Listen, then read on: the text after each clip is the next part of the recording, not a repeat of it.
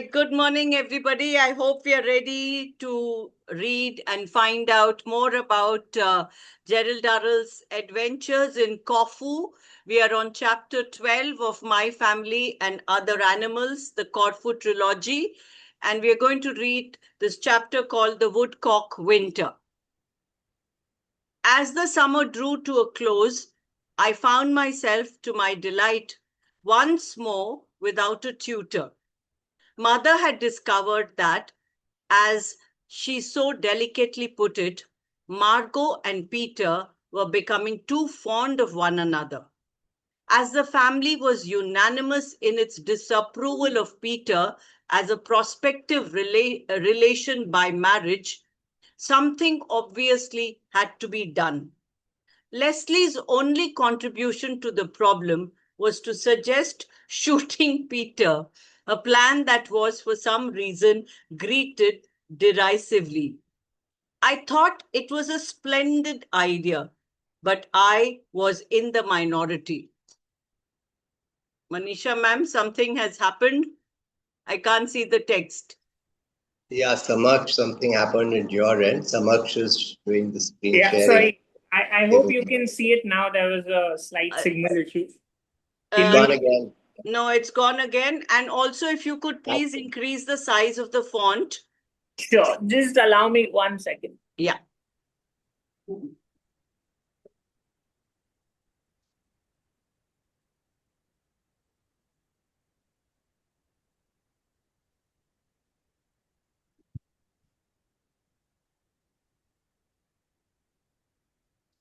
I hope you can see it now. I can see it, but it's if the size is the same, it doesn't matter. I can still manage to read it. Maybe I can. All right, that's better. That's much better. Thank you. But the entire text is, yeah, it's visible. I thought it was a splendid idea, but I was in the minority. Larry's suggestion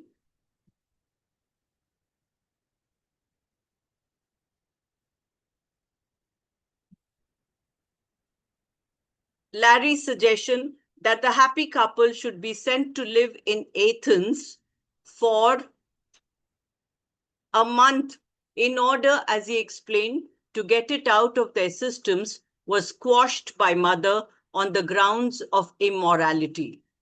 Eventually, Mother dispensed with Peter's services.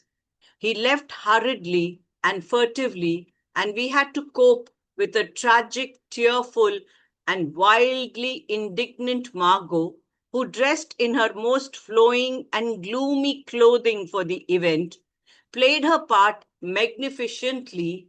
Mother soothed and uttered gentle platitudes.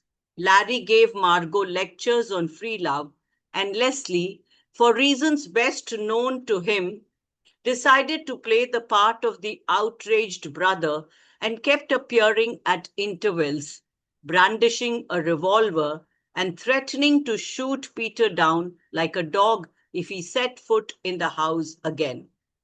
In the midst of all this, Margot, tears trickling effectively down her face, made tragic gestures and told us her life was blighted. Spyro, who loved a good dramatic situation, as well as anyone, spent his time weeping in sympathy with Margot and posting various friends of his along the docks to make sure that Peter did not attempt to get back on the island. We enjoyed ourselves very much, just as the thing seemed to be dying a natural death, and Margot was able to eat a whole meal without bursting into tears. She got a note from Peter saying he would return for her. Margot, rather panic-stricken by the idea, showed the note to Mother, and once more the family leapt with enthusiasm into the farce. Spyro doubled his guard on the docks. Leslie, why is this picture of constantly coming on the text and hiding the text? There's some issue Leslie oiled his guns and practiced on a large cardboard figure pinned to the front of the house. Larry went about alternatively urging Margot to disguise herself as a peasant and fly to Peter's arms, or to stop behaving like Camel. Margot, insulted, locked herself in the attic and refused to see anyone except me, as I was the only member of the family who had not taken sides. She lay there, weeping copiously and reading a volume of Tennyson. Occasionally, she would break off to consume a large meal, which I carried up on a tray with undiminished appetite. Margot stayed closed in the attic for a week. She was eventually brought down from there by a situation which made a fitting climax to the whole affair. Leslie had discovered that several small items had been vanishing from the sea cow, and he suspected the fishermen who rowed past the jetty at night. He decided that he would give the thieves something to think about. So he attached to his bedroom window three long-barreled shotguns aiming down the hill at the jetty. By an ingenious arrangement of strings, he could fire one barrel after the other without even getting out of bed. The range was, of course, too far to do any damage, but the whistling of shot through the olive leaves and the splashing as it pattered into the sea would, he felt, act as a fairly good deterrent. A deterrent is something that frightens you, okay? So, carried away was he by his own brilliance that he omitted to mention to anyone that he had constructed his burglar trap.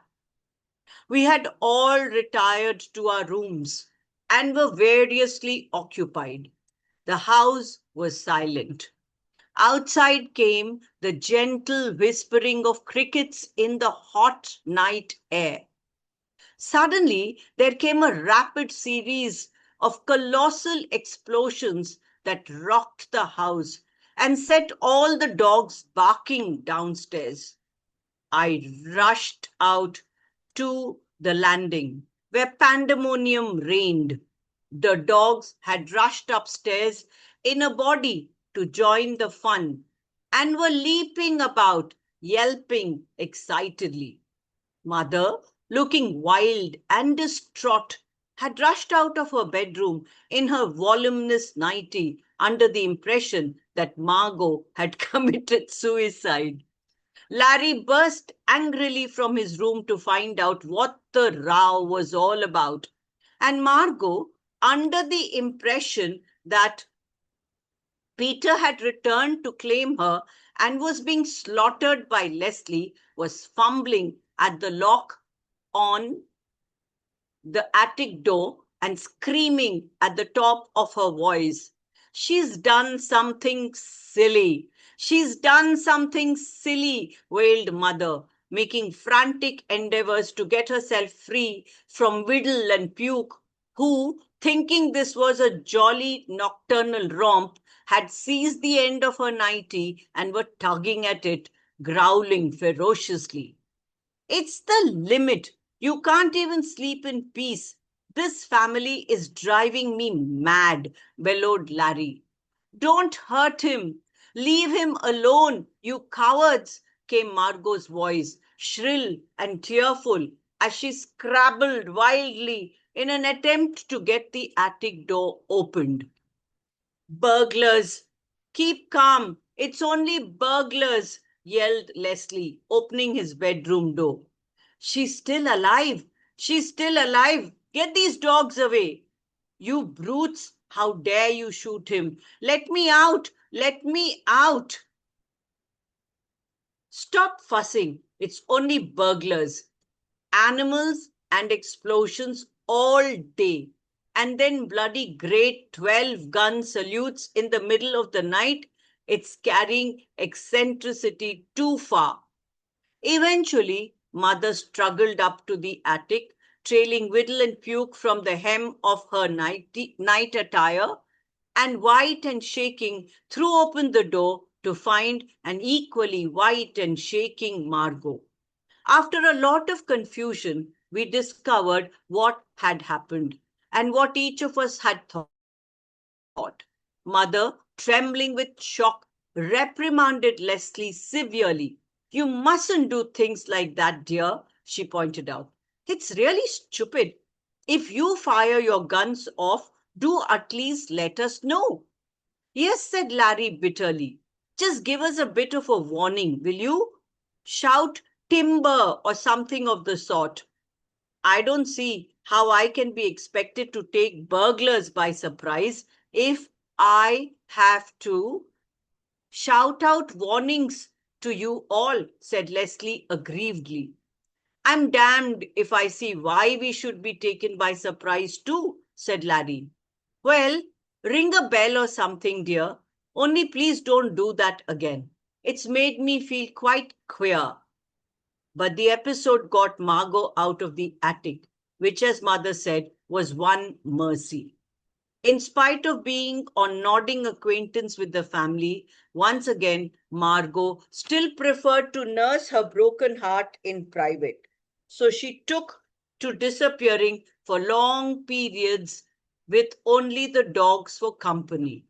She waited until the sudden, fierce siroccos of autumn had started before deciding that the ideal place for her to be alone was a small island situated in the bay opposite the house about half a mile out.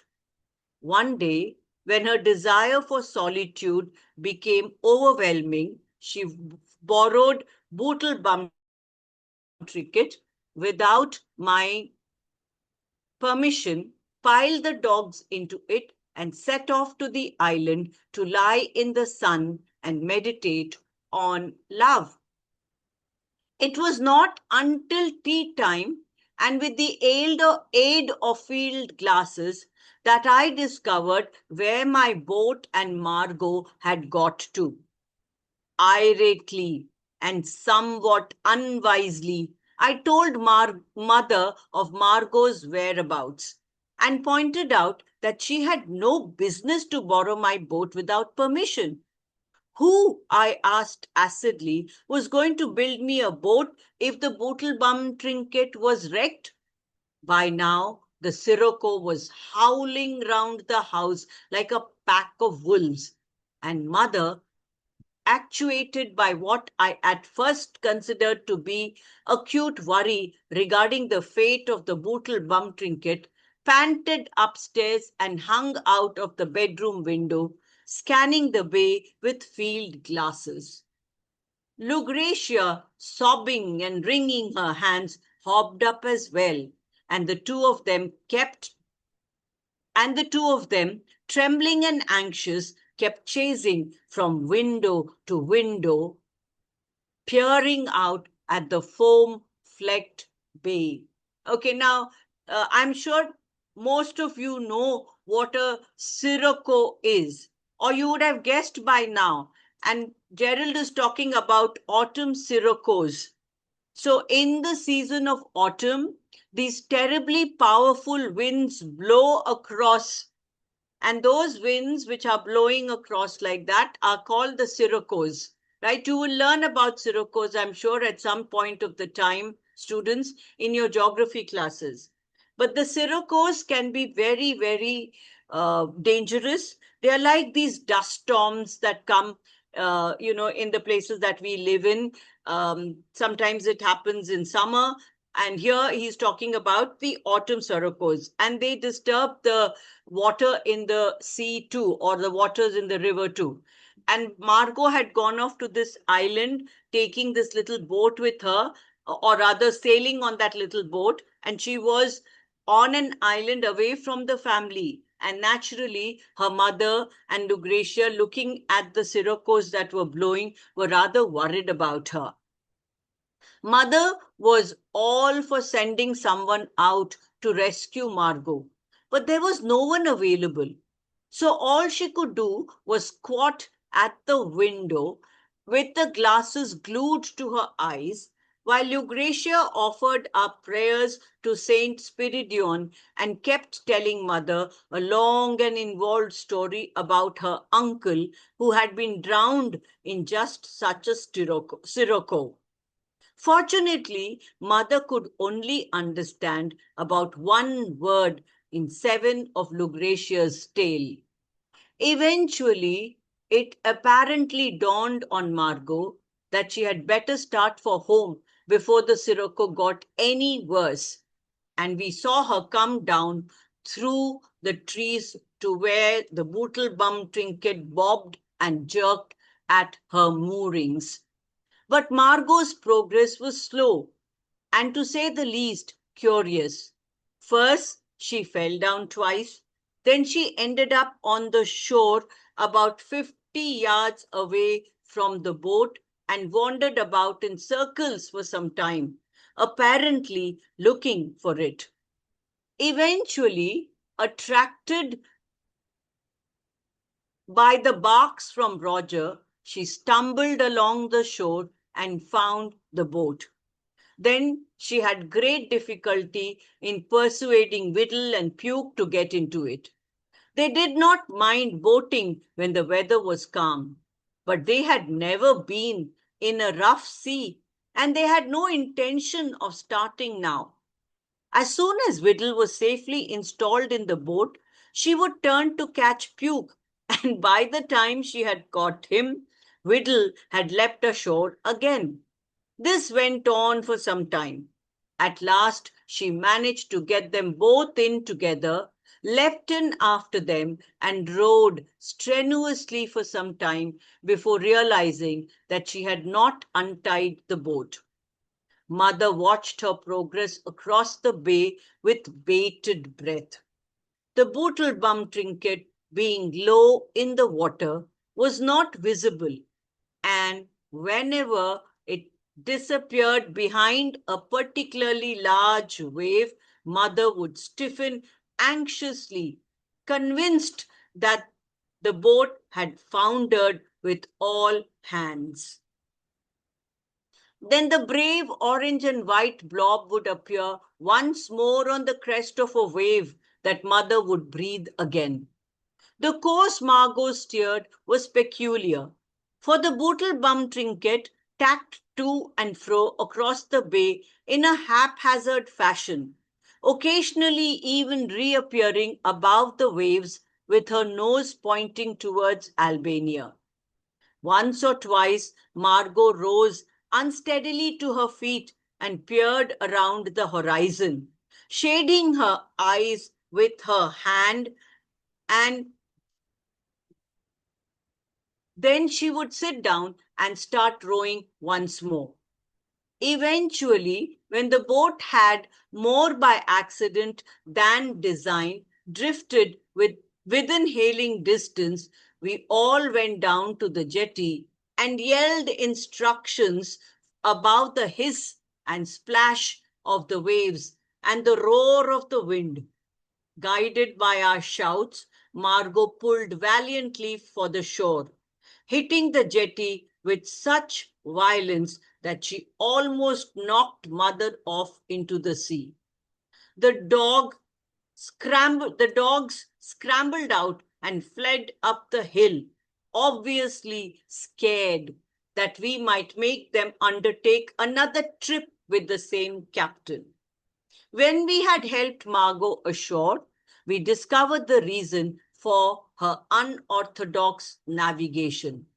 Having reached the island, she had draped herself out in the sun and fallen into a deep sleep to be woken up by the noise of the wind.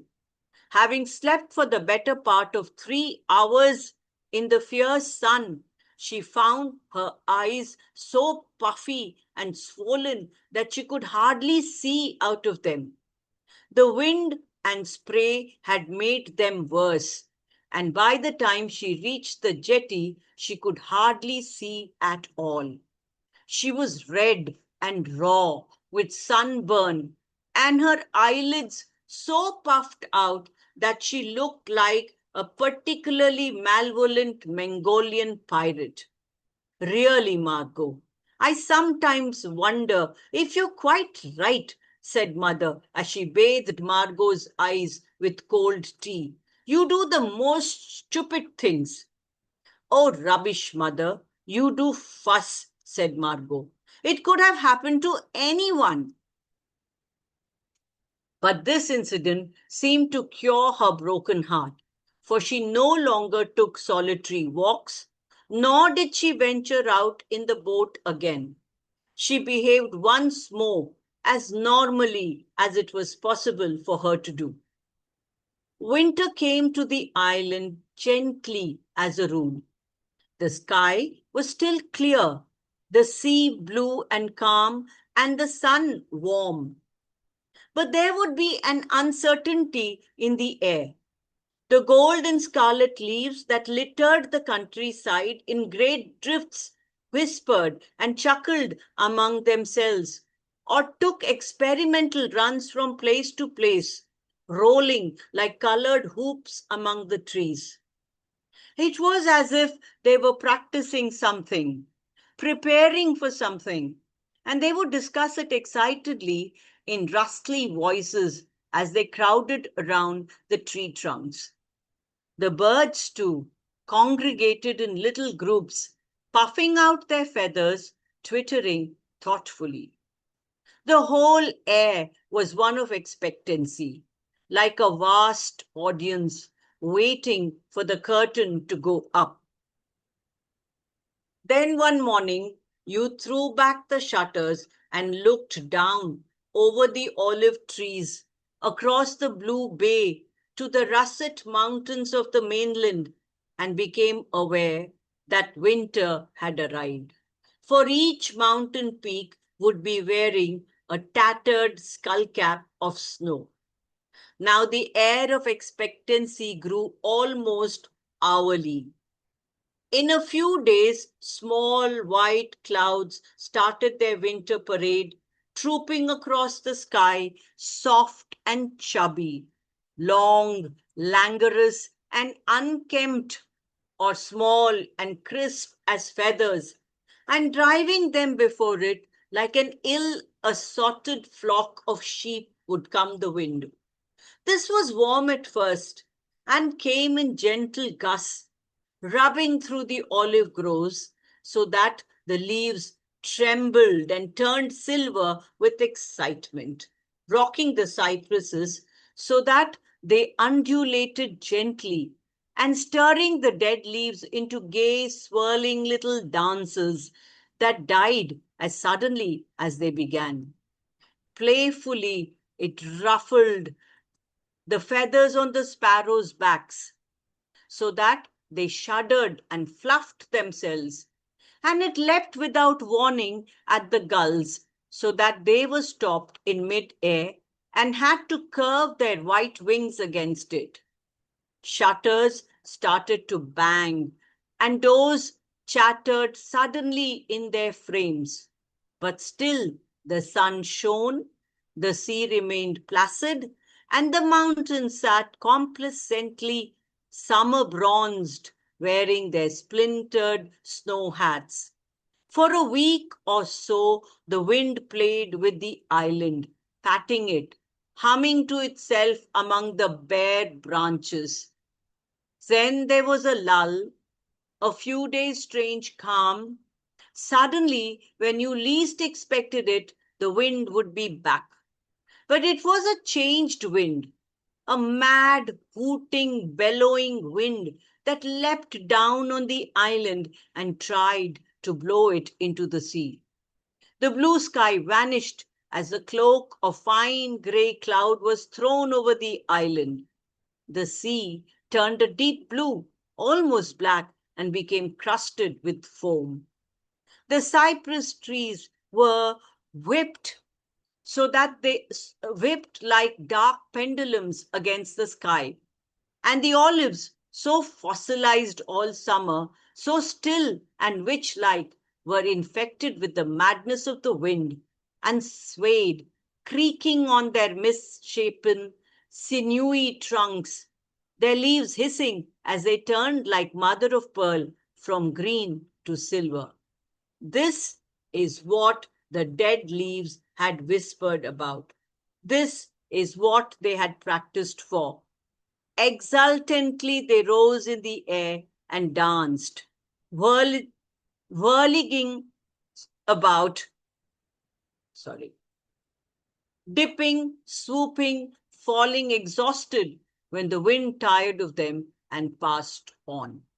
Rain followed the wind, but it was a warm rain that you could walk in and enjoy.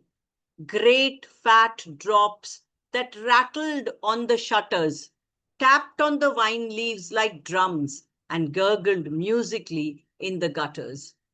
The rivers up in the Albanian mountains became swollen and showed white teeth in a snarl as they rushed down to the sea, tearing at their banks, grabbing the summer.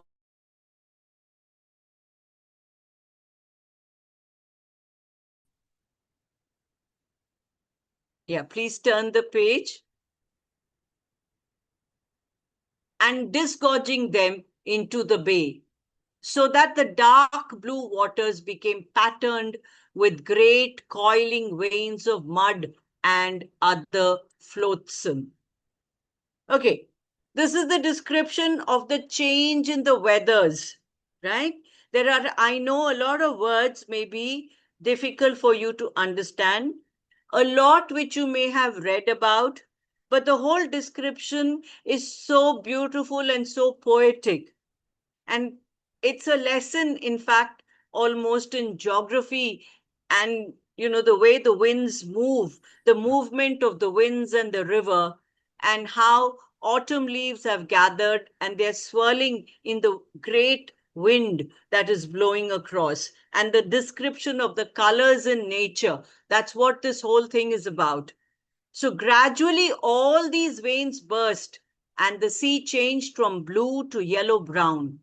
Then the wind tore at the surface, piling the water into ponderous waves like great tawny lions with white manes that stalked and leaped upon the shore. This was the shooting season. On the mainland, the great lake of Butrinto had a fringe of tinkling ice round its rim, and its surface was patterned with flocks of wild duck. On the brown hills, damp and crumbling with rain, the hares, roe deer, and wild boar gathered in the thickets to stamp and gnaw at the frozen ground, unearthing the bulbs and roots beneath. On the islands, the swamps and pools had their wisps of snipe probing the mushy earth with their long rubbery beaks, humming like arrows as they flipped up under your feet. In the olive groves among the myrtles, the woodcock lurked, fat and ungainly, leaping away when disturbed with a tremendous purring of wings, looking like bundles of wind-blown autumn leaves. So here is a description of all the various birds which would become prey to those who liked hunting for birds. And this was the season for hunting birds. And that's the description over there about this. And Leslie, who was, as you all know by now, a shooter, was in fact in his element, it says here. To be in one's element means to be at your best in your own craft and in your mood also for that work. Okay, so it's almost time to end this session. So if there are any thoughts on what we've read so far, any reflections that you might want to quickly share, we can do so before Jugjiv sir takes on the next session. If there is anyone who would like to say something about what you have just heard in the last half hour, you're most welcome to share that. You got an idea about life in Corfu, the weather in Corfu, and we're talking about many years ago. We do not know whether nature is at its best like this even now, or there have been changes in it because of commercialization even in those areas. However, this is a description that Gerald is doing about the area around him in his childhood and how it became a wonderful place for him to explore nature, to collect various specimens for his own collection, and also for all of us readers to know about the flora and the fauna of that particular place. And to make it interesting, he has added many anecdotes of his eccentric family members too. We saw an example here of his sister Margaret, right? What is the meaning of Corfu is what somebody is asking me. Have you joined for the first time, Ayansh? Because we've been using the word Corfu ever since we started reading the book. Corfu is the island on which this whole story is taking place. That's the setting. Corfu is an island in Greece where Gerald as a child grew up. He and his family, his elder brother Lawrence Durrell, who is also a famous writer, took his family to Corfu after the death of their father so that they could stay there and he could write in peace. And Gerald was being homeschooled by various tutors. Peter, about whom we read at the beginning of the chapter, was one of his tutors who came to teach him English and French, right? So here we are about Margaret and Peter having become very close, and how the family did not approve of Peter, and they did everything possible to see that Peter was sent away from Corfu. And that's why Margaret had gone into depression. Meaning of Leslie is a name, child. Leslie is the name of Gerald Durrell's brother. Gerald Durrell had two brothers, Lawrence and Leslie. Larry and Leslie, right? Any other questions? What is somersault? I'm sure you know what is somersault. Who can tell us? There would be many over here who would know what a somersault is. Peter in the book Ayansh is one of Gerald's tutor. Please listen to the old recordings if you haven't heard the story before this chapter. Jugjiv sir, you were saying something. Yeah, I think Pooja had a hand up, but the hand is gone. And I just wanted to say somersault. I'm sure somebody can explain somersault Yes. well. Yeah. Who knows what is somersault? You can even give us a Hindi word for somersault.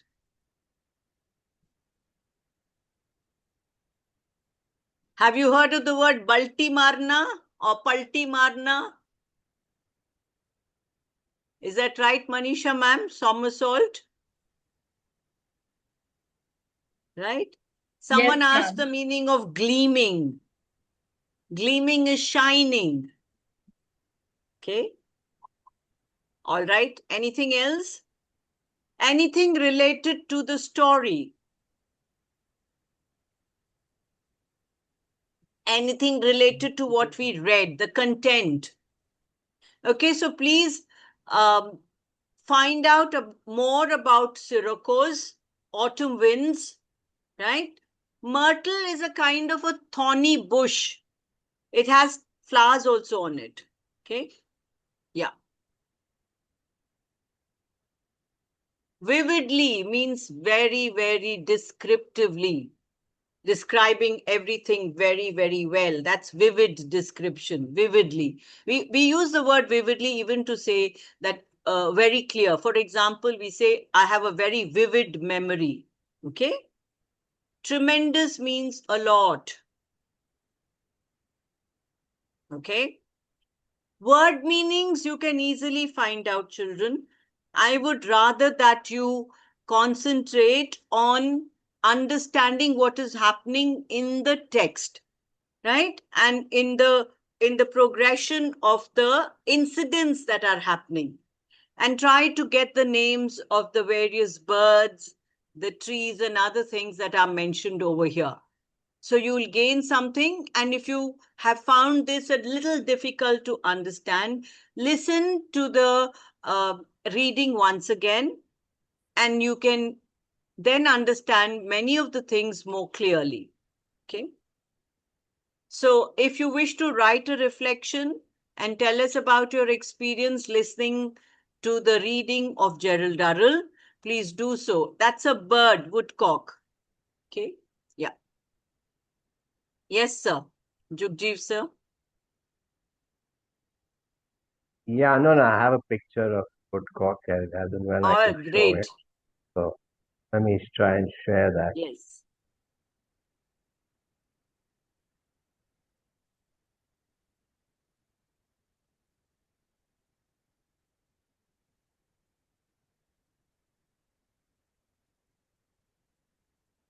Wow. There you are. Thank you, Jugjiv, sir. I'm sure all of you who are here can do what Jugjiv sir is doing for us. And if you listen carefully and keep a pencil and a little writing material with you, a little notepad, you can make a note of the words that you come across, the names of the creatures, the flowers, the trees, etc. And then later on in the day, you can Google and find out more about those things. Then your knowledge would not only increase, you would be interested in knowing more about their habits, and where do they where can you commonly see them, and maybe one day you might want to explore these areas also. There may be amongst so many of you who have joined today, there may be many of you who are actually interested in natural sciences, those who are interested in birds, in animals, in knowing more about trees, right? So we've read so much about animals, the inner life of animals, the inner life of trees, etc. So I hope that at least some of you would want to find out more, and you can make wonderful careers and hobbies out of these interests. So besides the fact that a lot of general knowledge is being imparted, I believe we are also showing you the ways in which you can create your own paths of learning and your vocations too. Thank you for saying that, Shreya. Thank you, everybody. And now it's over to Jugjiv sir and Manisha ma'am for the next section. Thank you, ma'am, for the wonderful book reading session. Thank And you. as there are a few new schools, so I just want to tell them that every week on Sunday, we start at 10:30, which goes till 12:30. And we do simultaneously 3 book reading sessions. So 2 is in English and 1 is in Hindi. So Brinda ma'am starts with her book. And after that, we read another book, that is What You Can See Is in the Library by Jugjiv sir. The third book, which is in Hindi, is a Ruskin Bond story, which is every week we change the story. It is not a novel. So small, it's a set of small stories. So hardly in half an hour, the story gets over. Our main aim is to develop the critical and creative thinking for everyone, so that curiosity should be there and you all should be asking what, when, where, and how for every aspect of your life. So that is how you all grow and you understand the things in a better way. So when you ask questions, when you think about it, that is reflection. So reflection is very much important. So we read, we reflect, and then we build relationship. That is how we carry on every week. So we are in webinar form. The main reason behind the webinar form is there are many students, those who wants to join, but Zoom is having a challenge of only 100. And our webinar goes beyond 100, so we can accommodate till 500. And as you all can see here, Sneha ma'am is there. So I request Sneha ma'am, please unmute yourself and introduce from which school you are and what you are doing there behind it.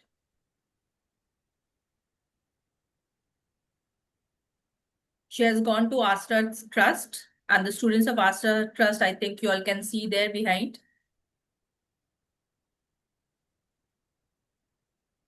Sneha, tell us where you are and what you're doing. Yes, good morning and Jai Hind, all of you. Morning. Good morning, ma'am. Good morning. I was just listening the reading part. Brinda ma'am was just reading the things, and it was really very nice knowing so many new words, and even our students can add to their vocab.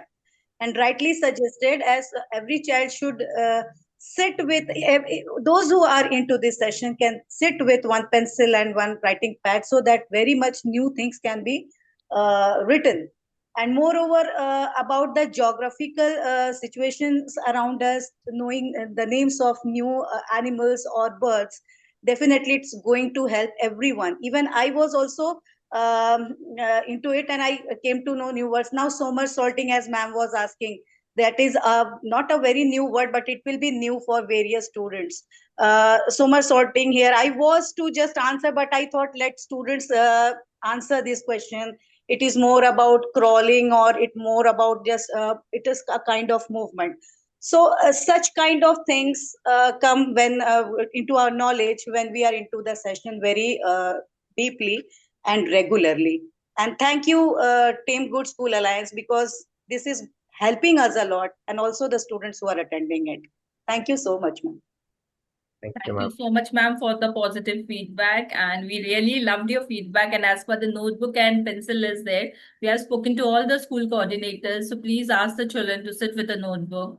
And many times we tell them also to Google, or maybe they can see in their dictionary about the words, because this is actually important to know, understand the word and use it in their daily life. Add to their vocabulary and use it. So, Very Jugjiv, sir. Sir is, yeah. Yeah, so just wanted to add a couple of things to what Manisha ma'am said. Can you hear me clearly, Manisha? Yes, ma'am. Yes, sir. Okay, great. Uh, so, one is that because we moved to webinar mode, and today, we have actually more than 100 participants. So we are trying to keep up with your questions, right, and try and answer them. But if you fill up the chat with Jai Hind and good morning, then we get lost. Or you fill up the chat with trying to talk amongst yourselves, then it's very difficult to, get onto the questions that are really relevant. And if you ask your questions in Q&A, it'll be good. Some of you are trying to answer that question or as a question. So that's just adding to the number of questions without, So if you want to answer the question. And many of you have answered it right? So what chapter that many of you knew the answer was 12. So just put it in the answer itself so that, we can limited questions and then we can try and answer those. As Manisha ma'am said, and I've always been saying, please use your computer to find answers to many of the questions you're asking. Because, as Manisha ma'am said, this is about learning. And one of the things you have to learn is how to learn by yourself, right? And to the extent that you can. So that, it's also, that's also one of the purposes that you come here and you try and learn things and you become a self-learner, right? So that's part of what we want to happen. Manisha ma'am talked to you about the YouTube videos. Somebody wanted to know how to read chapter 1, how to come across chapter. So I wanted to start from chapter 1. So it's all there on YouTube, the earlier sessions. So you can go back and pull those out and have a look. And what I've got, and I think you can see my screen, is the Joy of Learning Diaries, right? So after, you attend the session, we encourage you to go in and reflect, right? The purpose is really not necessarily only just listening here, but absorbing and thinking for yourself. That's really important. So we encourage you to think and to write. And you can share with us. And if you want to write, you can make something. You can send a video. You can make a drawing, whatever. All those work. So yes, I see a hand up from Astra Trust. Go ahead.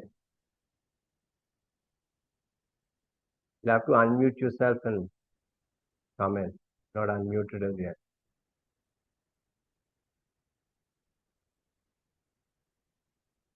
Sneha, the hand is up, but you're not. You have to unmute. Yes, Sneha ma'am, you can talk. Sneha ma'am is actually Astra Trust. There is some problem with the mic, I believe. Yeah. Okay. I think somebody else will also raise their hand. I can't see. Just see Manisha ma'am. But I wanted to. Astra Trust was established in 2009. Beta, be a little loud. We cannot hear you.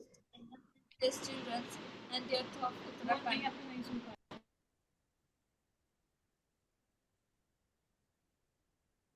Ma'am, are we audible? Okay. Yeah.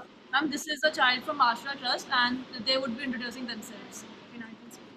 Astra Trust was established in 2009 to work with society most underprivileged children and youth of Uttarakhand.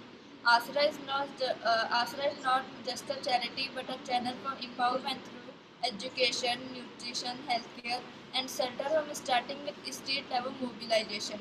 Asra prepares children for mainstream education and transition to higher studies and skill training. Asra is certified by the National Institute of Schooling and works with the Education Department of Uttarakhand to improve the education at government schools. Asra has built shelters for orphaned, abused, and special needs children.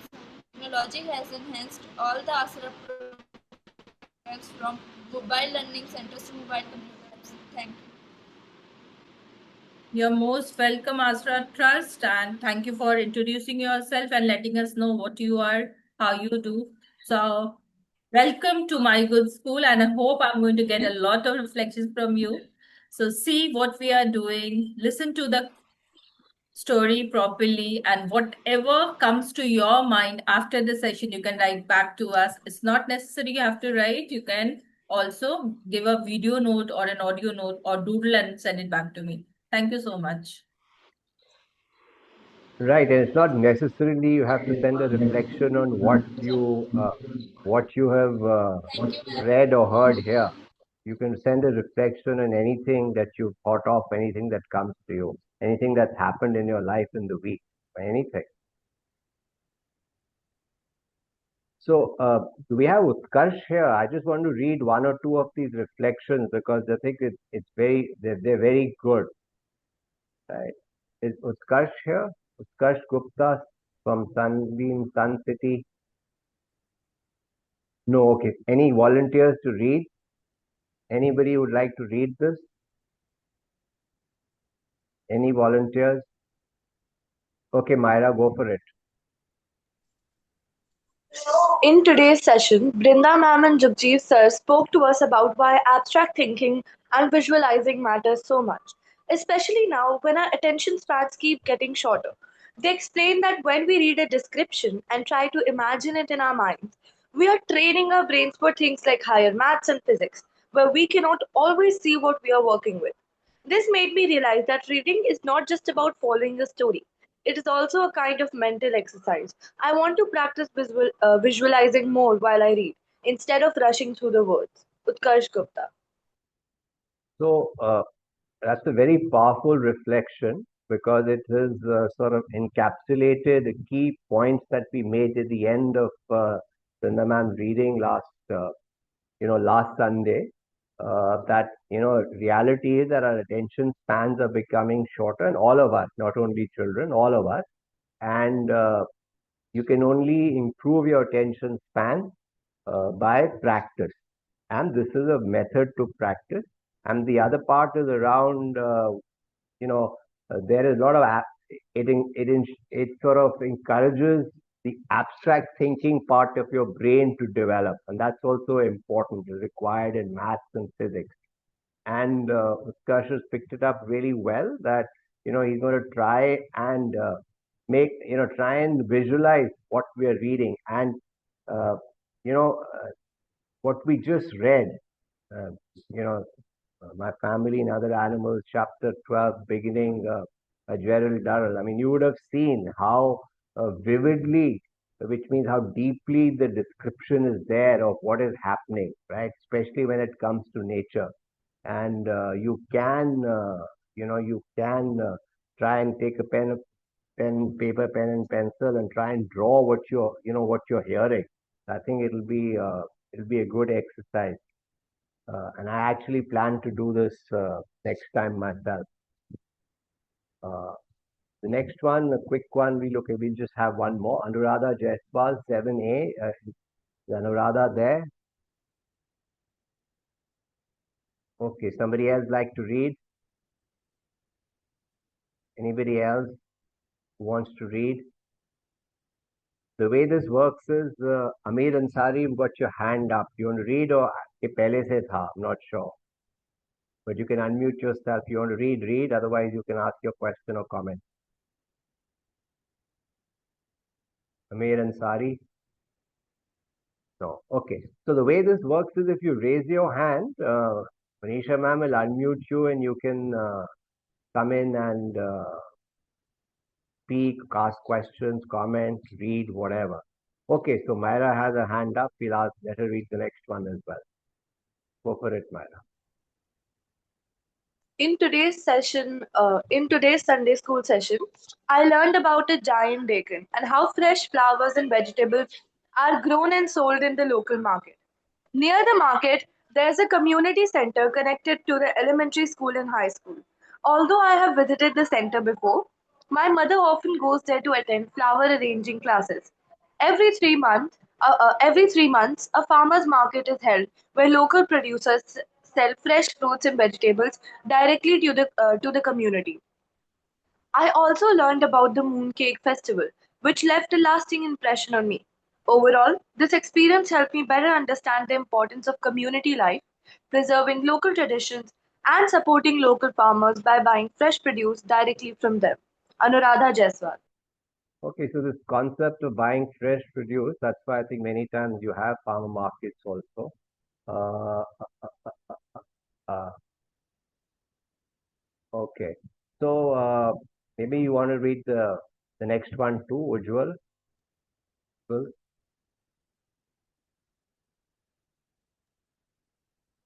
Yes, starting sir. here. Yeah. Brinda ma'am read us a wonderful passage from My Family and Other Animals about Gerald's first boat trip on the Bootle Bum Trinket.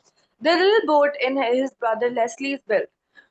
Through the crystal clear water, Gerald watched clams, sea urchins, anemones, and even an octopus, and Brinda ma'am also explained how buoyancy works. I love imagining the underwater world Gerald describes, and it made me want to listen to the recording again so I don't miss any of the new words. This session showed me how one boy's curiosity about nature can turn an ordinary boat ride into a great adventure. Ujjwal Singh. Thank you. So now finally we're getting some more hands up.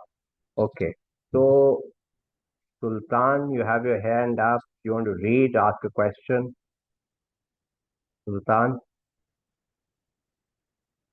you're on mute. Atharv Gupta, Amir Ansari. Yes, Atharv. Talat wants to read. Should I ask her? Yeah, this Atharv Gupta has unmuted himself. Atharv, you want to read or you want to ask a question? Can't hear. Atharv Gupta, do you want to read? Can't hear. Can't hear. Okay, Talat. Yeah, Talat, go ahead. Ma'am, it is not visible. Okay, yeah. I'm read up. Yeah, read this one by Devang Agarwal. Start where my cursor is. Yes, sir.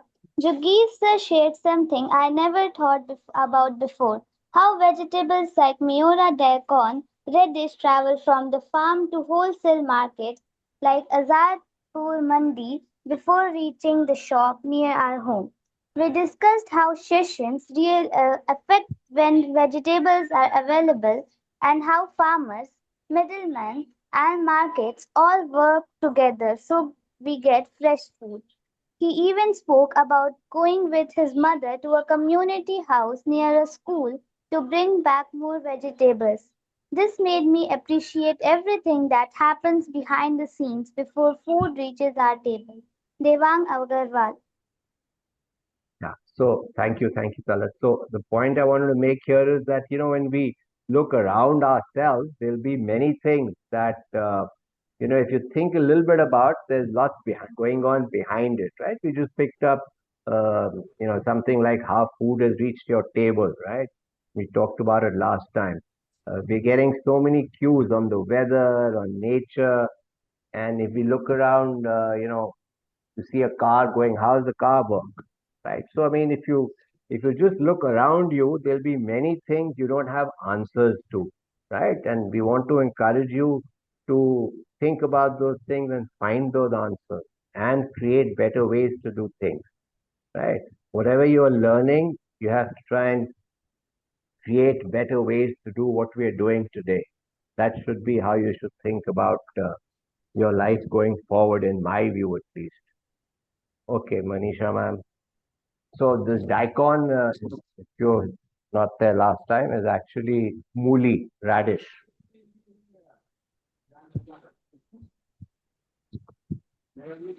Okay. So what we have been, many of you have not there last Sunday. So let me just quickly tell you what we're reading is what you're looking for is in the library uh, by Michiko Aoyama. And there, 5 different chapters. We are on chapter 4. Each is a different. It's a story about a different person, and sometimes some old characters come back. Uh, the story is about Hiroya. Hiroya is 30 years old. He, was good at drawing in school. He wanted to be an illustrator. Uh, he went to design school after school, but he didn't get a job, and he still hasn't found a job. He's done some odd jobs so far, and but nothing has stuck. So he's basically at home, and he lives with his mother. And last week, what we read is mother has sent him to get vegetables from the farmer's market, and he goes there and he gets all the vegetables. But while he's paying for the vegetables, he notices uh, you know a you know a toy-like thing, right? Uh, it's a toy, okay, made of wool pelts, and it's Monger, and Monger is a character, uh, which is there in manga. Manga is like Japanese comics, right? And we also read last time that Hiroya, while he was at school, used to visit his uncle's manga cafe and after school and spend a lot of time there as his mother was working, and he used to wait for her to come back home before going home. So he's read a lot of manga. He knows a lot of characters, and he feels like they are his real friends. Okay, right. Purab, you have a question? No. Okay, so let's start reading from here. So what's also happened is that he's talked to the librarian. The librarian every time when anybody uh, so the difference is manga is comic form, anime is animation, right? So it's moving. It's a different medium than manga. Both can be the same comic character, but manga is in comic form and anime is animation. It's like a film. That's the difference. The characters can be the same. Okay, and so the first question Sayuri Kuriyama says is that is sorry Sayuri Kumachi. She's the librarian. So she always asks somebody, what are you looking for? And that question always ends up people thinking about what they really think looking for in life. And they end up talking to her. And Hiroya also talked to her and talked about her story about, uh, you know, talked about his story in terms of how he, you know, went to design school and wanted to do a certain type of design. He didn't get a job. And so she suggests a book for him and says it's not manga because you already know enough manga. So it's another book. And she gives everybody who comes to her a small gift. And she's given him this gift. And he's now looking at it and feeling it. It feels soft. Hope rises in my chest. Is it a manga? But no, my hopes are dashed. It's a plane with a tiny gray body, white wings, and a cool green tail. I'm lost for words, but it doesn't matter. Miss Komachi has already opened the honey dome box and is busy making a stuffed toy again. Honey dome is the brand name for the cookies. The sour look has returned to her face. Sour is like opposite of happy. Okay, so a sour look is when somebody is not so happy. Okay, the sour look has returned to her face.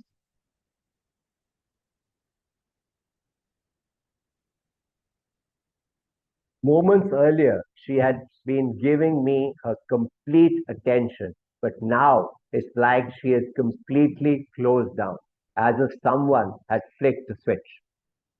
There is nothing more for me to say, so I take the printout and go to look for the book.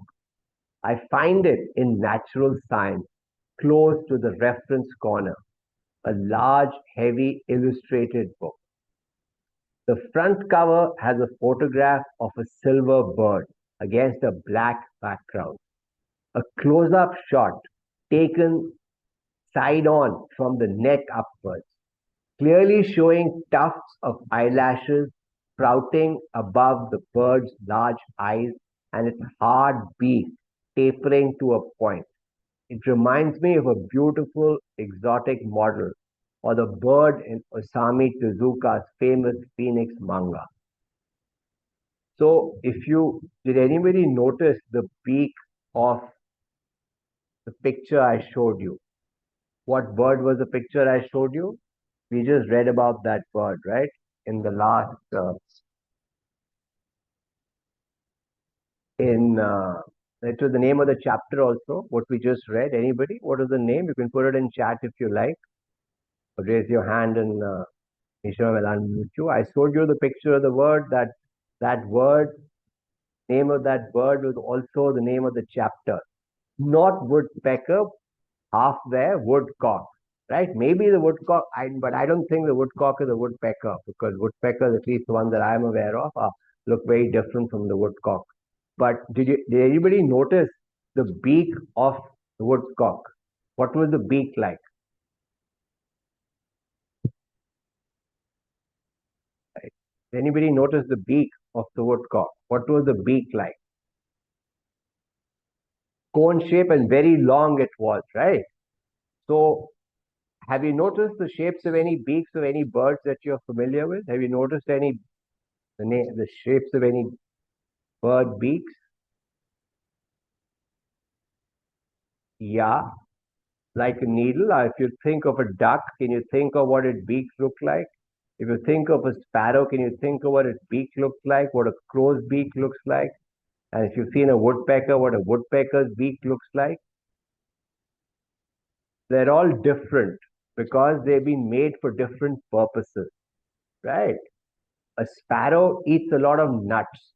So its beak is supposed to be able to help it deal with, breaking the nut. Okay. The, the duck is looking for food in water and its beak allows it to do that.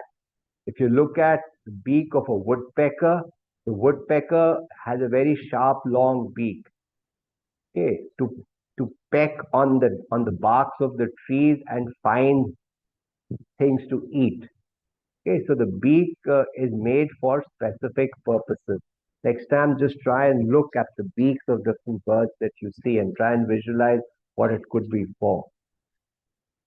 The title Evolution, a visual record, is in large black lettering.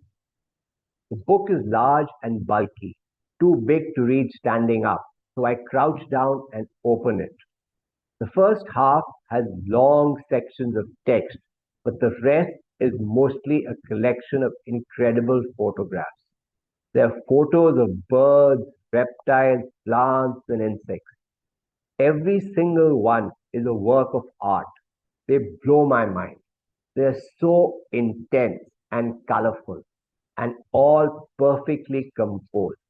They have a kind of spooky aura as well. Spooky is relating to ghosts. This is so weird. I have no idea why Miss Komachi recommended this book, but I like it. I really like it.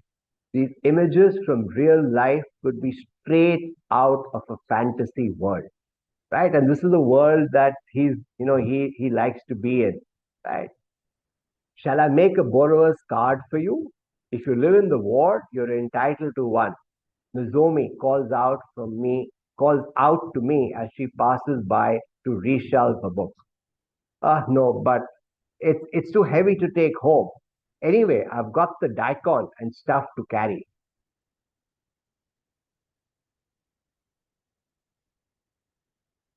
Why don't you come here and read it? A voice from behind me shoots back. It's Miss Komachi. I turn around to see her gaze boring into me. Right?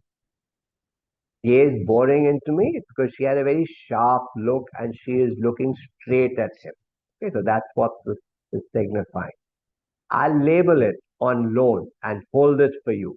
Come back and read it whenever you like. I stare up at her from my crouching position. There are no words I can say. Relief, happiness, emotions I have no label for overwhelm me. I almost start blubbering again.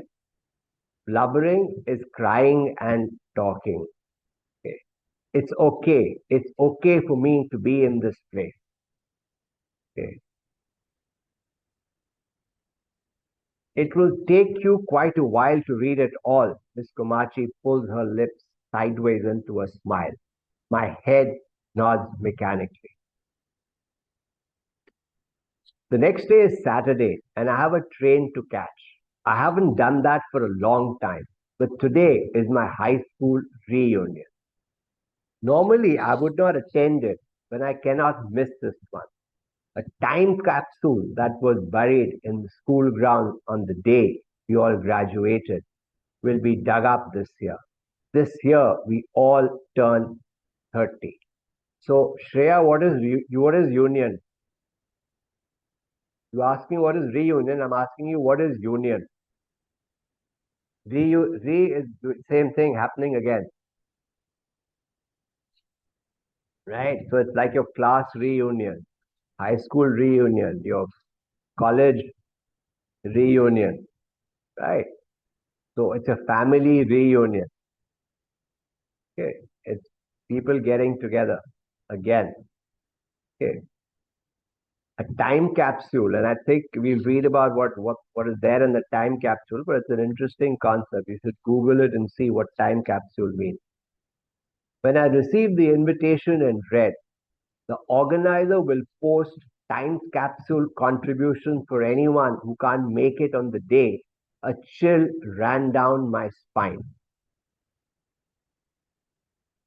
If the pieces of paper were sealed in envelopes, it might be okay. But I remember how we just folded them up and wrote our names on the back. Anybody could easily look to see what was written on them. Okay, so what's happened is that when they were leaving school, they were all made to write what they would want to be at 30 and put it on a piece of paper, and those pieces of paper was to buried in a place in their school. So now they've turned 30 and they've been asked to come back and those pieces of paper are being taken out. Right? I think, I mean, I haven't heard it happen in any school here, but that's probably an interesting activity. If you like it, you can suggest it to your school. Okay. So Hiroya says that a chill ran down his spine. Okay, at the thought that somebody else will read what he has written. Right. So we've already read last time that because of the fact that he was not working, he was very conscious of it, and he had become a big introvert, and he wasn't meeting too many people, right? And in that situation, mentally you feel a bit low, and so he didn't want anybody else to get to see what he had written, right? That's why a chill ran down my spine. So, when we say a chill ran down my spine, we start to read today, hope rises in my chest.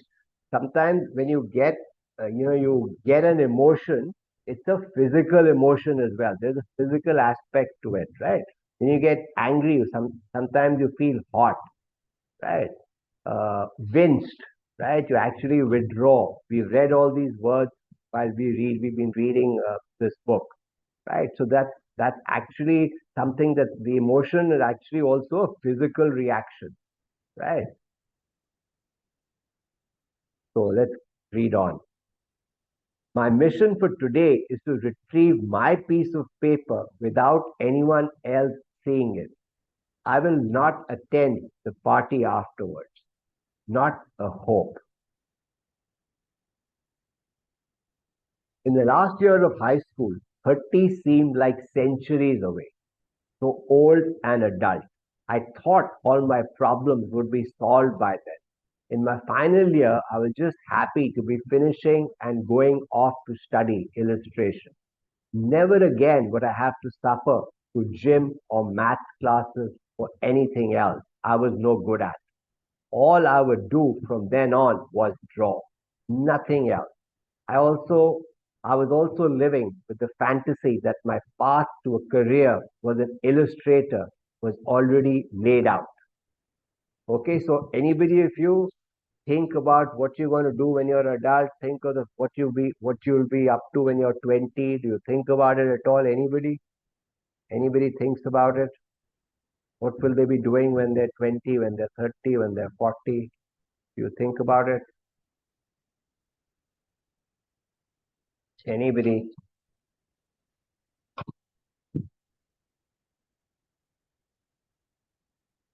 No? I mean, when I think back when I was in school, I don't think we had time to think much, right? So busy in your daily routine and what school asked you to do. Yeah, it wasn't something we normally did. Did you think much about it, Manisha, ma'am, when you were in school? So what one thought I'm getting right now is that when I think about the past is when I was in school, I wanted to go to college. When I was in college, I wanted to work. Now, seeing past, I'm thinking why I have not utilized the present properly. So I should have enjoyed the present and not thinking about the future. That is one thought coming to me right now. So be yourself, Very be in your powerful thought. present, Yeah, be in your present and love whatever you get at that time instead of thinking that I should grow old and do this. Yes, vision should be there that what am I going to do 10 years from now? What am I going to do for my career, for my work and everything? But yes, live right, your right. present properly. Yeah, that's what happens. We are, either stuck in the past or worrying too much about the future. Yeah, it happens to all of us. So Shreya says, I will study hard, and by this, I want to travel a lot. Great. I think maybe in my 20s, I will work hard to get into my dream university and make my parents proud. Ishika, Vandana, not at all. All we are was about just now. We live our childhood totally. There's no right or wrong answer, so don't worry about that. But yeah, I mean, but the point that Manisha ma'am made is very powerful. That We shouldn't worry too much about our past. Don't worry too much about the future, and live in the present. Focus on the present. Utkarsh says, I really want to do business and fulfill all my wishes. And yes, I want to do business like without stress. Okay, now when you find a business without stress, please tell me. If you ever find a life without stress, please tell me. Don't worry about stress. You are stronger than the stress. Okay? So don't worry about stress. Stress will always come. Always comes. When you deal with it, you deal with X amount of stress. Next time you'll be able to deal with more than that. So that also it's like building a muscle. It's like building a muscle. You know, you go to a gym, you build muscles, you're running, you're building muscles. And as you practice, you build those muscles, right? And you'll see the result of that. So don't worry about stress. Stress will always come, part of life. Okay. So Hiroya now is in school and is worried about that nobody should see what he's written. I will become an illustrator whose name will be remembered in history. I'm pretty sure that's what I wrote. It makes me cringe to think about it. Okay, cringe. I told you cringe. I didn't realize it's going to come. So cringe is actually, react to something you've written and you sort of literally come back because it's something that's, sort of has a big impact on you. It could be from fear, could be hurt, could be anything that is causing that. In his case, it is, maybe he doesn't like what he's written earlier, and it seems weird to him at this point of time. Illustrator is the person, like if you think of a comic, somebody who's made that comic, that, the drawing, so to speak, is the illustrator. Okay, an illustration is what is the picture over there, right? I didn't write that because I was super confident about my talent or a single-minded, deadly ambitious type. It was just heat of the moment, youthful indiscretion, and getting carried away by the occasion. So indiscretion is not having good judgment, right? And it's fairly common in youth. And you shouldn't worry too much about it. As you get older, or you become wiser. That's the purpose of getting older. Okay. So, but I did think I would be doing something by the time I was 30. Even if I wasn't famous, some kind of job close to what I wanted to be doing. After 12 years, here I am back at school again. A crowd is already gathered next to the large beech tree in a corner of the ground where the time capsule is buried. A plastic post shaped like a grave marker with 17th graduating class time capsule written on it marks the spot near its roots.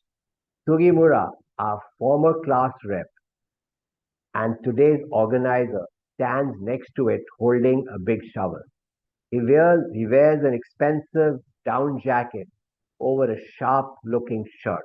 Right? Sharp-looking is a smart-looking shirt. Down jacket is a particular type of jacket made from a particular type of feathers.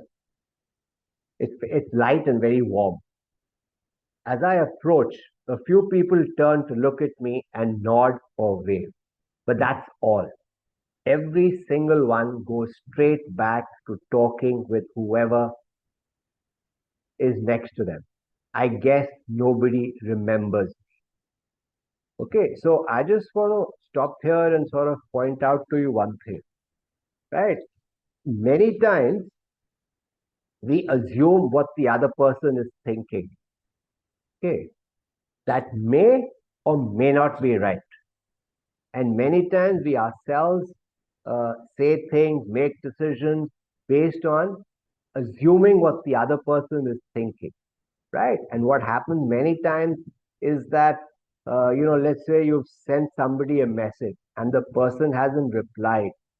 And these days, in the world we live in, you expect replies really fast. And if the person doesn't reply, you start to make all kinds of, other stories around it, right? And that leads to a different different sort of understanding of what that person is thinking. So, Arav, you can go ahead for your break and come back. We won't take a break, but you can take a break, not a problem. Okay. So, point I wanted to make was just this, that many times we assume what the other person is thinking. It may or may not be true. Okay, just remember that. Okay, many times, and when in your mind you're making up things around what they think, you may be ending up going down the wrong path. Okay. I hang around by the tree, watching the scene. Then somebody calls my name from behind. I turn around and see a short, skinny guy. It's Setaro. We weren't close buddies or anything, but I did used to talk with him sometimes. He was quiet and always had his nose in a book. Not the type to hang out with anyone. We exchanged New Year's greeting cards a few times after leaving school. That's how I know he went to university and then got a job in the Waterworks Bureau. Setara gives me a friendly smile. You look well. You too, Setaro. I say and look down. So he'll get the idea. I don't want to answer any more questions, especially about what I do. Right? So have you ever noticed somebody looks down at you? That's what they're signifying, right? So the body has its own way of communicating, right? So communication is not only about what you're saying, but what is happening, what your body is, what your body is showing, right? Sometimes an expression will come to your face, right? In this case, he's looking down, he's not making eye contact, right? So waterworks. So who can tell what waterworks is? Let me ask you this question. Maybe you can do some research on this, right? How do you get water in your house? Where does it come from? Okay, or in your school. Where does water in your school come from? Where does water in your house come from? Okay, do some research on this. Okay, write about it in your reflection, or we'll talk about it next time. Where does water in your house come from? Okay. Two guys come up to us. One is called Nishia, but I can't remember the name of his sidekick. They were the loudest boys in our class. I never had a proper conversation with either. Hey, if it isn't Saitaro, Rishi speaks with a sneer. Okay, a sneer is when when you're sort of looking down on somebody, not physically only, but it means that you think the other person is not worthy of you. So you are looking at him in a disrespectful manner. Okay, that's what sneer means. He shoots me a glance but ignores me. I don't interest him apparently. I turn away from him. Okay, so some of you saying water comes from the ground, right? But water comes from the ground into your tap. How? How is that happening? Okay, I live in Gurgaon, and our water comes from the public department, the water department. It comes in a pipeline. Yes, Siddharth. Water comes in a pipeline from somewhere. It comes, right, and it goes into a tank. From that tank, there are pipes which connect to our bathroom. Right. Now the question is, where is the water coming from in that from the in the pipe where it's coming to our houses, right? It's coming from, let's say, waterworks. Okay, so that's the place which is getting water from somewhere, and it is making it pure and giving it to you. Okay, they're running some sort of water treatment and sending it to you. Many times in cities, you see these tall structures on the top, they're concrete, and you have the round, huge structures on top, right? And especially in, smaller cities. I grew up in a small city. We used to have these water tanks, right? So the water used to be stored there because you have to manage manage demand and supply, right? When which part of the day is water used most? Which part of the day is water used most? What do you think? Which part of the day is water used most? What do you think? Yes, pipeline connection. Yeah, morning. Yeah, because everybody is having a bath. Hopefully so. Everybody's having a bath, and that's why. And yes, in summer it's more because it's hotter. You have longer bath process, right? So yes, morning. Sugimura calls for everybody's attention. Okay, we're all here now. Let's get started. The crowd pushes in all at once. Everybody watches with bated breath while the soil, after 12 years, is finally dug up. Okay, now bated breath is, when you're waiting for something to happen and you're expecting and you're nervous, but you want that thing to happen also fast, right? And it's like as if you sort of, that's the expression with bated breath, right? Before long, we hear the sound of the shovel hitting metal. Sugimura brushes away dirt with gloved hands and reveals a dull silver object wrapped in plastic. So, when we read these books and they're from different countries, you get to know a lot about their culture. Okay, now, if this were happening in India, do you think we'd be wearing gloves? If the same activity were happening here, do you think we'd be wearing gloves? What do you think? Do you think we'd be wearing gloves? Yeah, I agree with Siddhartha. I mean, we wouldn't be, but Japanese culture, uh, in Japanese culture, they're very, very, uh,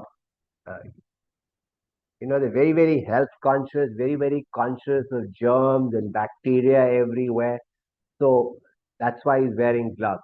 In fact, I remember visiting Japan. I visited Japan for the first time in 98, beginning of 98. And I remember taxi drivers used to wear white gloves, right? I mean, I remember from that time.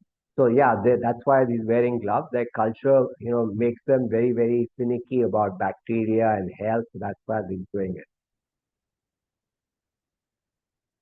The rice cracker tin containing the messages to our future selves was sealed with tape and placed in a plastic bag. The crowd cheered as it was lifted clear of the ground. Sugimura is just a batch repetition, representative, just name of a person. Sugimura carefully peels off the tape and opens the lid. Inside is a jumble of yellowing pieces of paper, all folded differently. Why is the paper yellowing? Why is the paper yellowing? Anybody?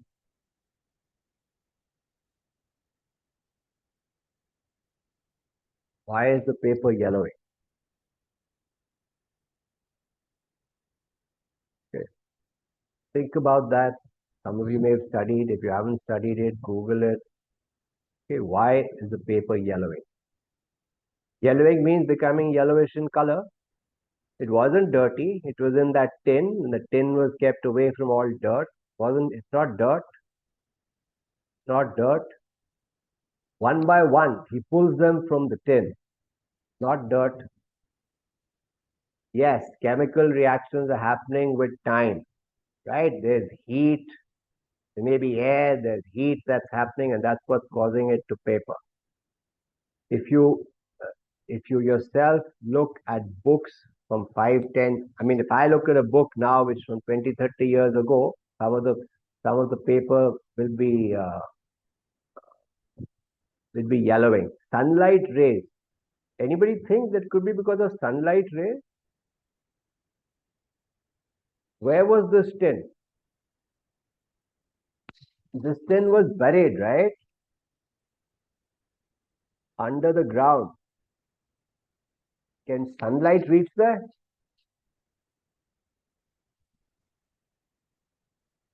heat can reach there. So yeah, so it was buried in the ground. So it's not sunlight, but the heat from the sunlight. If that's what you meant, yeah, I also think the heat has caused this chemical reaction. One by one, he pulls them from the tin and reads the names before handing them out. Some people snicker to themselves when they read what they wrote. Snicker, you're just laughing to yourself. Others show their neighbors and elbow each other, and some just read it loud on the spot. The messages range from future dreams to confessions of love or beef the writer had but was never able to say out aloud. Beefs are just complaints. Everybody is looking confident and animated, all having a great time. By the age of 30, things have fallen into place for most people. They're more or less settled with jobs and families. Nobody here today is a student anymore. This is a bunch of adults who shed their school uniforms and evolved into something else. Finally, okay, let's stop here, Manisha ma'am. It's a little after 12, and we'll read about what he's written next time. Thank you. So any questions? Let me just see. Manisha ma'am, maybe you can start otherwise. Brimming is old. Brimming is when something's right on top, at the top of that vessel, or at the top where the river is. Name of the YouTube channel. What is the name of YouTube channel? Just go to YouTube and say My Good School. You'll find the channel, Anu. What are we going to read today? We already read 2. Honey Dome, the name of a brand. If you have not been able to take the full class properly and you have interest, YouTube session again. So that's how you do that. Just talked about that. Manisha ma'am, you can start. I'm just trying to answer some of the questions I can find. Thank you so much, sir. I haven't watched anime. No, I haven't. But anime is a big thing in Japan, huh? So there's so many animes around football. And after one of the earlier World Cups, an anime was made on how Japan is going to win the World Cup, and that's their goal since then, to win the World Cup. And they've actually got a target now. They've got an official target by which they want to win the World Cup. Soccer, I'm talking about, right? Blue Lock, I haven't seen any anime. So, okay, over to you, Manisha ma'am. Thank you so much, sir. We learned many new things today, and it was quite inspiring to understand and read the book all together. So this is towards the last book of the day, that is by Ruskin Bond. Today we will be reading the chapter Andhere ki Fusfusahat. So अंधेरा यानी darkness, फुसफुसाहट. कोई मुझे बता सकेगा फुसफुसाहट का क्या मतलब होता है? हम बात कर रहे हैं अंधेरे की फुसफुसाहट, तो फुसफुसाहट क्या है?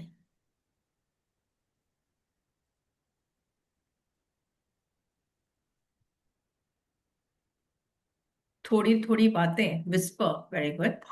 सो हम लोग जब आपस में क्लास में विस्परिंग करते हैं, जैसे टीचर को नहीं पता चले और बीच बीच में कुछ कुछ बोलते रहते हैं, सो अंधेरा भी कुछ फुसफुसाहट करता है. कैसे करता है? आइए चैप्टर में पढ़ते हैं, स्टोरी पढ़ते हैं और पता करते हैं कि अंधेरे की फुसफुसाहट कैसे होती है. एक जंगली रात में हवा कराह रही थी. पेड़ एक उन्माद में खुद को कोस रहे थे. बारिश सड़क पर बह रही थी. पहाड़ों पर गर्जना हो रही थी. मेरे आगे तन्हाई फैली हुई थी. दिल का अकेलापन और साथ ही शारीरिक अकेलापन. घाटी से ऊपर पसर आई धुंध से दुनिया एक मोटे सफेद चिपचिपे कफन की तरह धुंधली हो गई थी. मैं जंगल को टटोलता रहा. मैंने जंगल में अपने मन में एक पहाड़ी रास्ते की यादों को टटोला. प्राचीन देवदार की कुछ याद की गई चट्टानों को टटोला. फिर नीली बिजली की एक लकीर ने मुझे बंजर पहाड़ी और धुंध में लिपटे एक घर की झलक दिखाई. तो यहाँ पे जो राइटर है बेसिकली बहुत ही अपने आप को तन्हा महसूस कर रहा है. तन्हा मतलब अकेला. सो उसे लग रहा है कि कोई तो मेरे पास हो जिससे मैं बात कर सकूं. तो वो जंगल में अपने सेफ साइंस को ढूंढ रहा है और वो सोच रहा है कि आगे कैसे कोई मेरे साथ हो. तो ढूंढते ढूंढते उसे नीचे एक छोटे से घर की झलक दिखाई पड़ती है। वह पुराने जमाने का घर था जो एक ढहते हिल स्टेशन के बाहरी इलाकों में चूना पत्थर की चट्टान से बना था। उसकी खिड़कियों में रोशनी नहीं थी, शायद बिजली बहुत पहले काट दी गई थी। लेकिन अगर मैं अंदर आ पाता तो रात को वहां ठहर सकता था। मेरे पास कोई मशाल नहीं थी, लेकिन चांद कभी कभी जंगली बादलों के बीच से चमकता था और धुंध से पेड़ आदिम पुरखों की तरह बाहर निकल आते थे। मैं सामने के दरवाजे पर पहुंचा और उसे भीतर से बंद पाया। दूसरी ओर जाकर मैंने एक खिड़की का शीशा तोड़ दिया, फिर टूटे शीशे में हाथ डालकर बोल्ट खोल दिए। 100 से ज्यादा मॉनसूनों को झेल चुकी खिड़की बहुत मशक्कत से खुली। उसे खोलकर मैं लंबे समय से बंद कमरे में कूद पड़ा।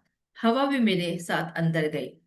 उसने फर्श पर कागज बिखेर दिए और एक मेज से कोई अनजान वस्तु गिरा दी। मैंने खिड़की बंद की, उसकी चिटकनी फिर से लगा दी, लेकिन धुंध टूटे हुए कांच से होकर रेंगते हुए आती रही और हवा उससे एक जोड़ी कास्नेट वाद्य की तरह बजती रही।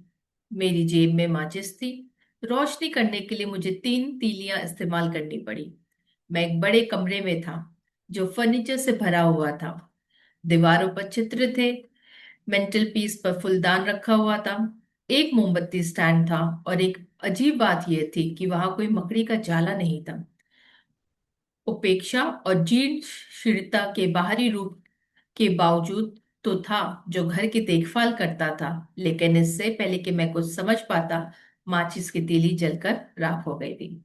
तो यहाँ आश्चर्यजनक बात यह घर पे थी कि 100 से ज्यादा बारिश वो झेल चुका था, यानी वो घर जो था 100 ईयर्स से भी ज्यादा का था। और जैसे ही ये घर पे पहुंचता है, उसे दिखाई पड़ता है कि अंदर से घर बंद था। एंड इसे पता होता है कि भाई घर बंद है तो नेचुरली कोई अंदर हो सकता है, नहीं भी हो सकता, बट उसने ज्यादा सोचा नहीं और तोड़ दिया। और वहां पे एक भी स्पाइडर का वेब नहीं था, जिससे उन्हें समझ में आया कि जरूर यहाँ कोई ना कोई रहता होगा, क्योंकि क्लेanलीनेस इतनी ज्यादा थी घर की, जो उसे लग नहीं रहा था कि ऐसा हो सकता है। तो कुछ ये आश्चर्यचकित करने वाली बात थी। तो अब आगे देखिए, क्यों आश्चर्यचकित हुआ वो, और वहां पे एक्चुअली में कोई रहता था कि नहीं रहता था। जैसे ही मैंने कमरे में कदम रखा, मेरे वजन से देवदार का पुराना फर्श चरमरा गया। मैं एक और तीली की रोशनी में मेंटल पीस तक पहुंचा और मोमबत्ती जला दी। उसी समय ये ध्यान दिया कि मोमबत्ती कट ग्लास पर लटकी हुई थी और वह सचमुच एक प्राचीन वस्तु थी। वह अच्छे फर्नीचर और कांच वाली एक सुनसान कॉटेज थी। मुझे आश्चर्य हुआ कि कोई कभी इसके अंदर क्यों नहीं आया था। तब मुझे एहसास हुआ कि अभी अभी मैं तो अंदर आया हूं। मैंने मोमबत्ती को ऊंचा करके कमरे के चारों ओर नजर दौड़ाई। दीवारों पर कई वाटर कलर और तेल चित्र लटके हुए थे। कहीं धूल नहीं थी, लेकिन किसी ने मेरी पुकार का जवाब नहीं दिया। किसी ने मेरी झिझकती दस्तक का जवाब नहीं दिया। ऐसा लग रहा था मानो घर में रहने वाले छुपे हुए हों, मुझे अंधेरे कोनों और चिमलियों से तिरछी नजर से देख रहे हों। यहाँ पे एक बात बोली गई है, झिझकती दस्तक। तो आपको क्या लगता है, झिझकती दस्तक का क्या मतलब है यहाँ पे? झिझकती दस्तक कौन देता है एंड क्यों होती है?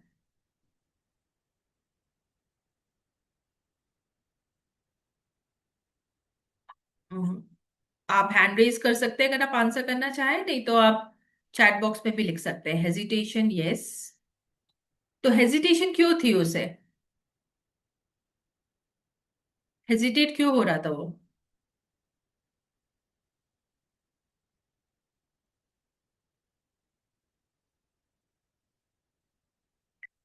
Silently entering with hesitation, ma'am, झिझकती का मतलब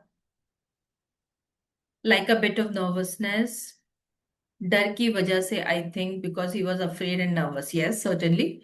क्योंकि उसे लग रहा था कि घर के अंदर कोई है, पर उसे कोई दिखाई नहीं दे रहा था, तो वो थोड़ा झिझका हुआ भी था।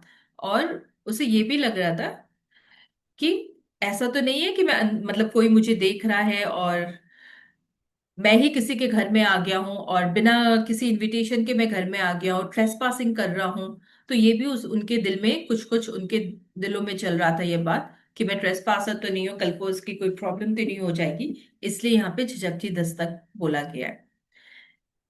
और उसको लग रहा था कि कोई ना कोई उसे देख रहा है और छुपा हुआ है, बट एक्चुअल में है कि नहीं, चलिए आगे देखते हैं। मैंने एक शयन कक्ष में प्रवेश किया और अपने आप को एक पूरी लंबाई वाले दर्पण के सामने पाया। मेरा प्रतिबिंब मुझे घूर रहा था, जैसे कि मैं एक अजनबी था, जैसे कि ये प्रतिबिंब घर का था जबकि मैं केवल एक बाहरी व्यक्ति था। जैसे ही मैंने आईने से मुड़ा, मुझे लगा कि मैंने आईने में किसी चीज को, मेरे अलावा किसी और का प्रतिबिंब देखा है। मैंने सफेदी की एक झलक देखी, एक पीला अंडाकार चेहरा, जलती हुई आंखें, लंबे बाल, मोमबत्ती की रोशनी में सुनहरा अक्स। लेकिन जब मैंने फिर से आईने में देखा तो मेरे खुद के पीले चेहरे के अलावा कुछ भी नजर नहीं आ रहा था। मेरे पैरों के पास पानी का एक कुंड बन गया था। मोमबत्ती को एक छोटी सी मेज पर रखकर मैं बड़े और पुराने पलंग के किनारे पर गया और वहां बैठ गया। मैंने अपने गीले जूते और मोजे उतार दिए। फिर मैंने अपने कपड़े उतारे और एक कुर्सी के पीछे लटका दिया। मैं अंधेरे में नंगा खड़ा था और थोड़ा कांप रहा था। मुझे देखने वाला कोई नहीं था। फिर भी मुझे अजीब तरह से ये एहसास हुआ जैसे मैंने जिज्ञासु लोगों से भरे कमरे में कपड़े उतार दिए हों। मैं चादर के नीचे घुस गया। उसमें से नीलकरी और लैवेंडर की हल्की सी गंध आ रही थी, लेकिन वहां मुझे कोई तकिया नहीं मिला। यह अजीब था। अच्छी तरह लगा हुआ बिस्तर, लेकिन कोई तकिया नहीं। मैं इतना थका हुआ था कि मैंने तकिया ढूंढने की जहमत नहीं उठाई। इसलिए मैंने मोमबत्ती बुझा दी। मेरे चारों ओर अंधेरा छा गया और फुसफुसाहट शुरू हो गई। मेरे आंख बंद करते ही फुसफुसाहट शुरू हो गई। मैं नहीं बता सकता कि वह कहाँ से आ रही थी। ये मेरे चारों ओर थी। चिमनी में हवा के खांसने की आवाज के साथ घुल मिलकर पुराने फर्नीचर पर फैली हुई। बाहर बारिश के पेड़ों की रुनरुन की आवाज। कभी कभी मैं सुन सकता था कि वह क्या कह रहे हैं, क्या कहा जा रहा है। शब्द दूर से आ रहे हैं या दूरी जगह की उतनी नहीं है जितना समय की थी। ये मेरा है पूरी तरह। वह हमारा है, प्रिय हमारा। फुसफुसाहट, गूंज, शब्द मेरे चारों ओर चमगादड़ के पंखों के साथ मंडरा रहे थे। एक तार्किक तात्कालिकता के साथ सबसे महत्वहीन बातें कह रहे थे। आप रात के खाने के लिए देर से आए हो। वह धुन में अपना रास्ता भूल गया है। क्या आपको लगता है कि आपके पास पैसे हैं? एक कछुए को मारने के लिए आपको पहले उसके पैरों को दो खंभों से बांधना होगा। हम उसे बिस्तर से बांध सकते हैं और उसके गले में खौलता पानी डाल सकते हैं। नहीं, इस तरह तो यह आसान है। मैं बैठ गया और अधिकांश फुसफुसाहट दूर की अवैक्तिक सी थी, लेकिन ये अंतिम टिप्पणी बहुत ही भयानक लग रही थी। मैंने मोमबत्ती जलाई और आवाजें बंद हो गई।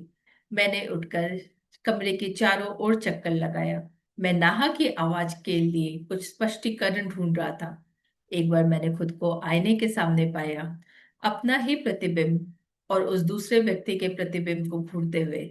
सुनहरे बालों और चमकदार आंखों वाली लड़की, और इस बार उसने अपने हाथों में एक तकिया पकड़ा रखा था। वह मेरे पीछे खड़ी थी। तब मुझे याद आया कि मैं बचपन में दो कुंवारी बहनों के बारे में सुना था। उनमें एक सुंदर थी और एक साधारण थी।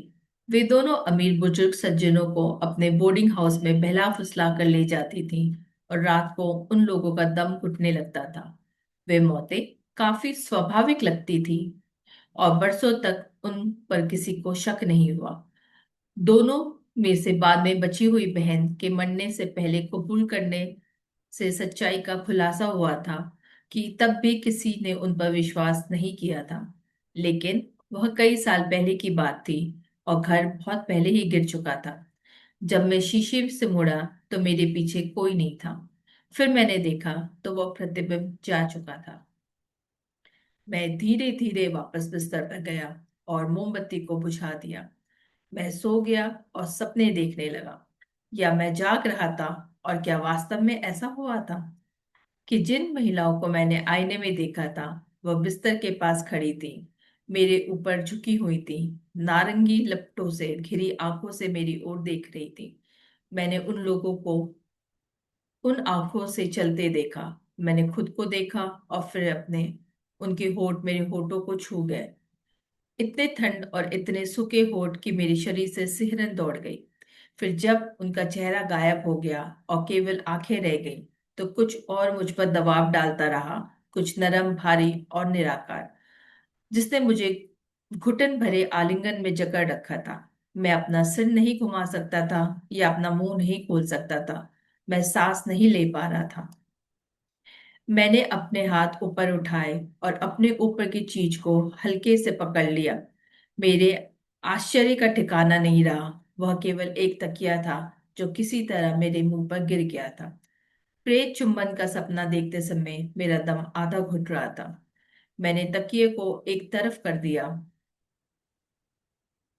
मेरे बिस्तर के कपड़े अपने आप से दूर फेंक दिए। मेरे पास पर्याप्त फुसफुसाहट थी। बेवजूद प्रतिबिंबों की, तकियों की, वे अंधेरे में मुझ पर गिरती थी। मैंने सोचा कि मैं इस यातनापूर्ण घर में आराम की तलाश जारी रखने के बजाय बाहर तूफान का सामना करूंगा। मैं जल्दी से कपड़े पहने। मोमबत्ती लगभग बुझ रही थी। घर और उसमें सब कुछ दूसरे समय के अंधेरे का था। मैं दिन के प्रकाश वाला था।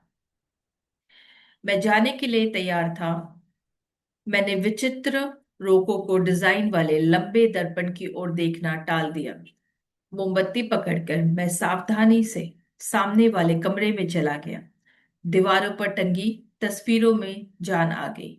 एक तस्वीर ने खास तौर पर मेरा ध्यान खींचा और मैं घटती हुई मोमबत्ती की रोशनी में इसे और अधिक से परखने के लिए करीब लाया।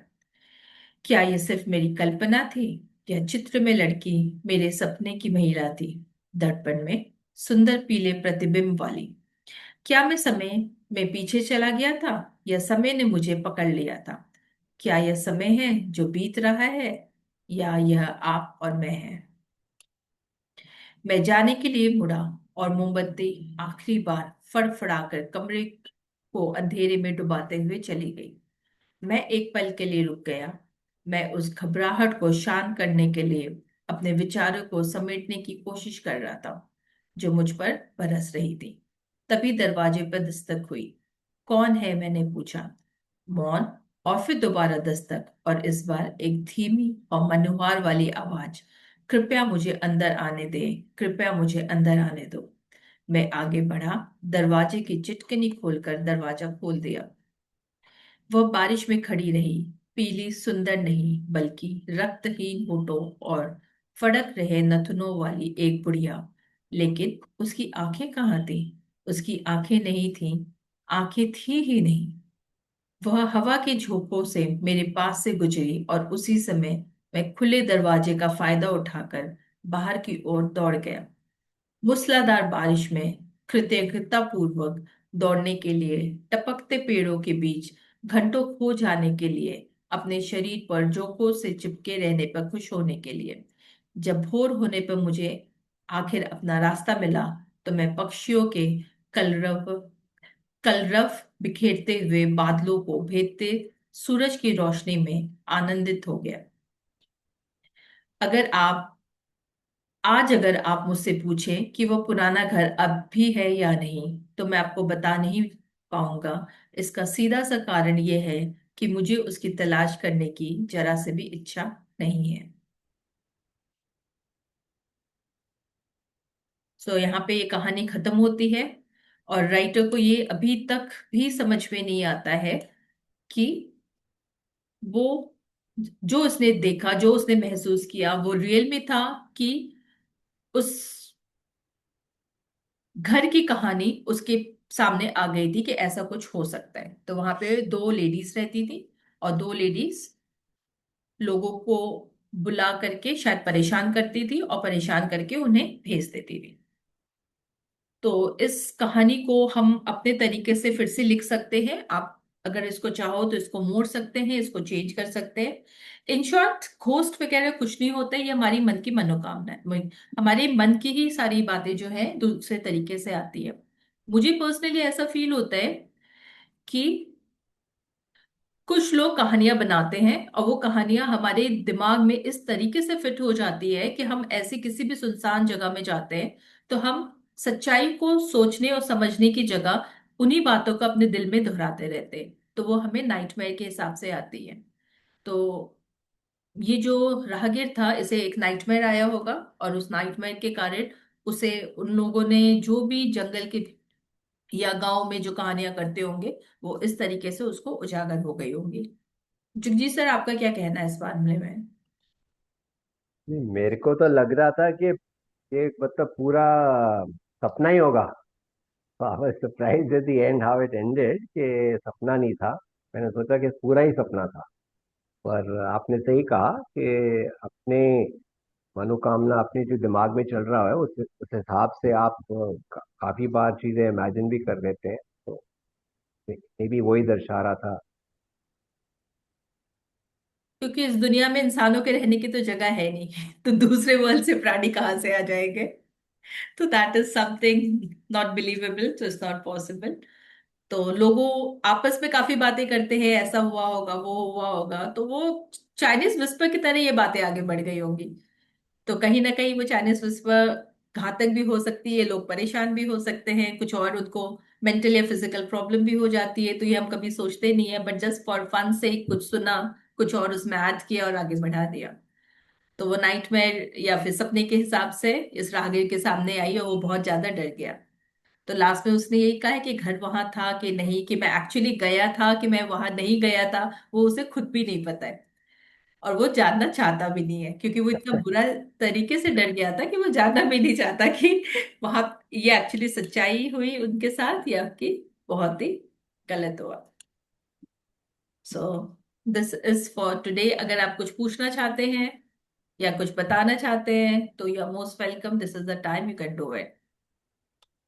देखा सही चीज able to able to Rekha imagine. Sharma यहाँ पे कहना चाह रहे हैं कि जब मैं स्टोरी पढ़ रही थी तो उसको इमेजिन करे थे। Yes, this is the best quality of story telling. And जिस तरीके से स्टोरी लिखी हुई थी, ऐसा हमें लग रहा था कि वो सीन बाय सीन हमारे सामने वो स्टोरी आई है और हम एक्चुअली वो स्टोरी को देख सक रहे हैं।